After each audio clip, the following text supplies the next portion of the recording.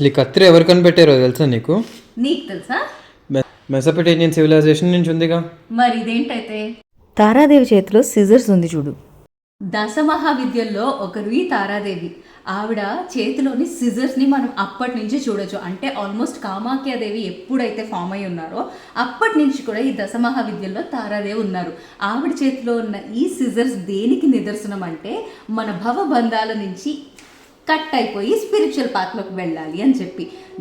ఆవిడ తాంత్రిక్ దేవత అయినా కూడా మనకి ఏంటంటే భవబంధాల విముక్తిని తెలుపుతూ ఈ సిజర్స్ని పట్టుకున్నారు. తెలుసా నీకు?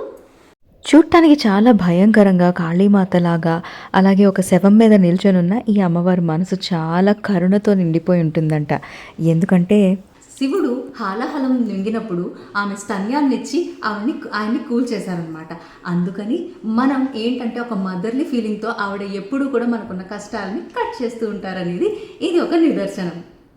ఈ అమ్మవారి మంత్రం క్యాప్షన్లో డిస్క్రిప్షన్లో ఉంది, చూడండి.